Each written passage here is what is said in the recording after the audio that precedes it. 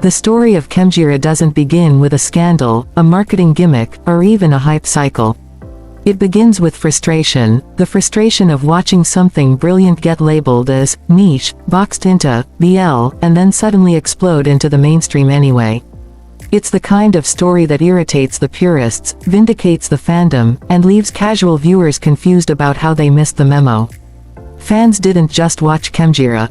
They claimed it. And somewhere in that claiming, a fight broke out about whether the industry had just wasted a masterpiece on BL, or whether BL had just proven it was capable of producing masterpieces in the first place.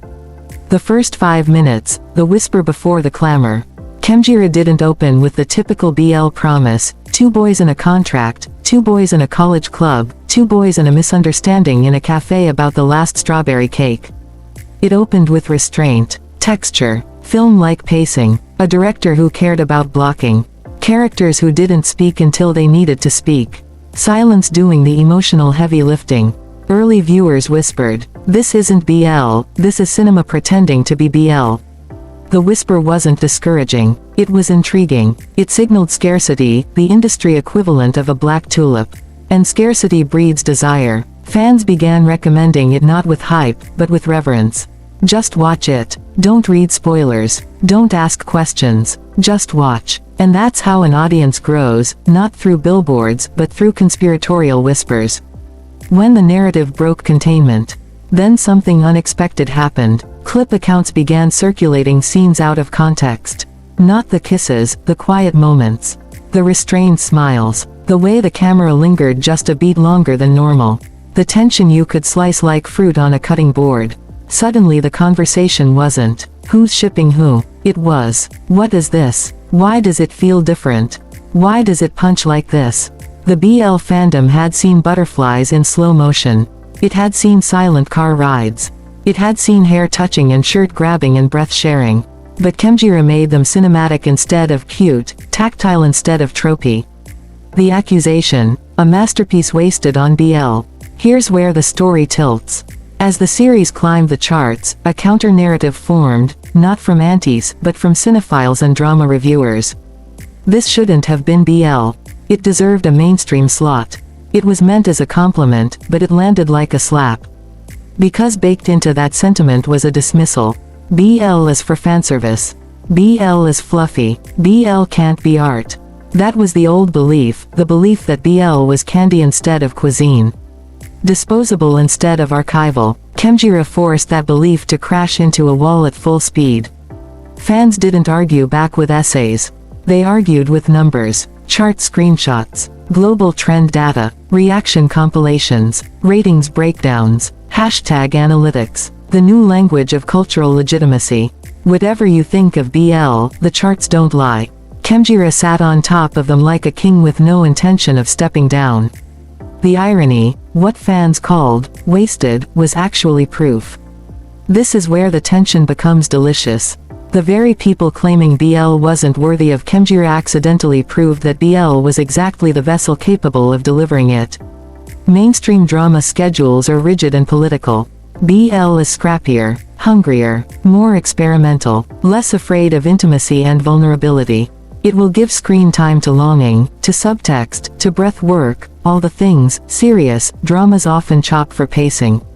Khemjira didn't need to fight for permission to feel. It just felt. The switch, from underappreciated to unavoidable. Somewhere around episode 7, the discourse changed tone, not from critics, but from actors, directors, and industry people following the numbers. BL had grown up. Not in age, but in ambition. Khemjira became the poster child for what the industry fears most. The unexpected hit, the kind that didn't ask for validation before demanding it. That's when the think pieces started. Did we underestimate BL? Is BL the new prestige drama? Is international fandom reshaping Thai television? Why are general drama audiences suddenly obsessed with longing and quiet romance? The questions were rhetorical. Everyone knew the answer. The emotional hook nobody was ready for. Khemjira fans didn't primarily talk about the plot. They talked about impact. This series changed how I watch romance. I haven't felt something slow burn like this in years. I didn't expect to cry over shoulder touches. They never even said it, but they said everything. That's how prestige works. Prestige doesn't shout. It whispers, then waits for people to lean forward. And people leaned. The pain, when the credits rolled. When the finale aired, fans entered a grief cycle. Not because someone died, but because the series ended before they were finished feeling it. The pain was delicious. It was productive pain, the kind that drives fan theories, rewatches, edits, essays, and those long Twitter threads where people pretend they're doing media studies dissertations at 3 a.m. Khemjira wasn't disposable. It was sticky. Stories that stick don't leave easily. They haunt. The industry panic, and the silent victory. While fans were drowning in their feelings, executives were studying their spreadsheets. The panic wasn't about whether BL could produce masterpieces, it was about whether they could keep up with the demand for them. Because when you give an audience steak, they stop settling for candy. Viewers who tasted Khemjira would not return to mediocre scripts willingly. Their standards had been recalibrated, their palates spoiled. BL had accidentally raised the bar. There was no going back. And then came the spike.